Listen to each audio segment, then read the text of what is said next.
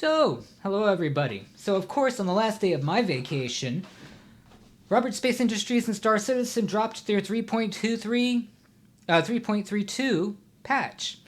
So this is going to be an unusual video for me. I do not make Star Citizen content, mostly because it's not a game yet. Contrary to what a lot of popular creators that you're going to watch, playing this patch will tell you that this is the biggest, most amazing patch ever. It's not. It's missing core features. One of the biggest core features, the star map revamp, still has the broken underlying code of the old star map. But the big core features of this is the Vulkan rendering and the implementation of upscaling.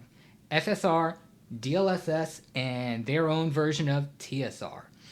I'm going to be absolutely honest with all of you. This was an interesting play. I come from a past of playing this on a 2080. It wasn't a great play. It was running really badly. And I want to caveat all of this with you. A lot of you are going to be watching some big name creators play this game. Summit 1G, Lyric, Burks. They run their systems at the highest specs. They have the best processors. They have 4090 RTX cards. They are not the benchmark for most game players. I'm going to be honest with you. I am running a 10700KF Intel 5th generation processor, 32 gigabytes of RAM, and a 3060 RTX card. I was pleasantly surprised, and I'm going to show you some gameplay. Now, first one's here. This is outside one of the distribution centers.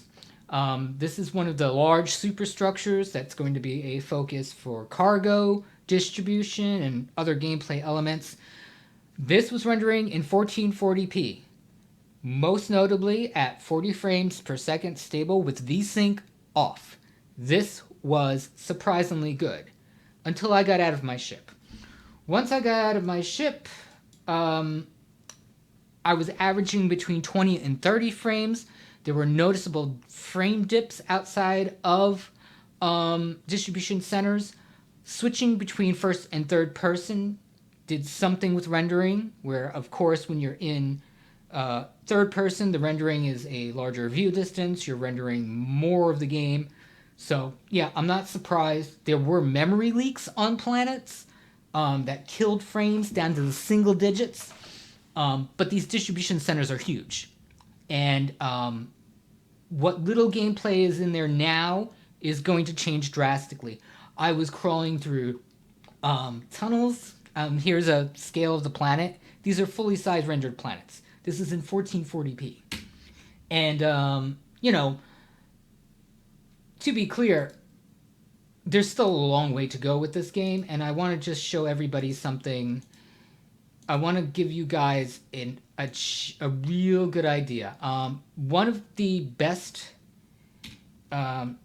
examples I had of this running extremely well was the planet Hurston.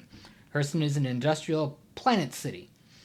And I'm going to show you now just what I was looking at when I was on Hurston. This is Hurston, running in 1440p at 40 frames per second. Rendered live. Notice the lighting and the shadows, the distance rendering, the volumetric clouds. This was surprisingly good. So, there's a lot of hype around this right now. This isn't the biggest patch. This is missing features that they said were going to be in 3.23, and they're not. The distribution centers are barely functional. There are no personal hangars. The star map, while it got a great facelift, still is running under the old code base. So there's problems. And I'm not going to lie, there's still issues. Server recovery was running on this, but it took a long time for a server to die, and the frames went down to single digits before a server died. Recovery was fairly fast. The personal inventory was also a noticeable facelift, much more functionality. The interactions, let me take a quick look and see if, let me show you guys this. This is me in space. This hit a high of almost 60 frames per second while I was in Quantum Drive, their version of Warp Drive. Surprisingly well. Let me see if I have an example of the interaction menus.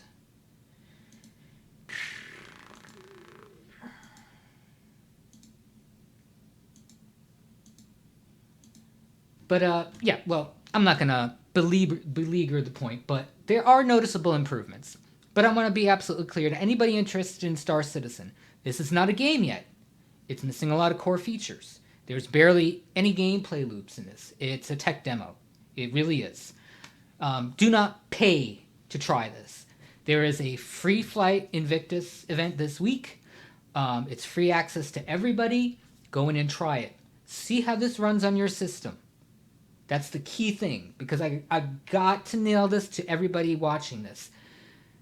Most of the high-profile Star Citizen content creators that you watch, like Summit, Lyric, Burks, they're all running on top-of-the-line PC systems. Many of them are now sponsored by Asmongold's Starforge.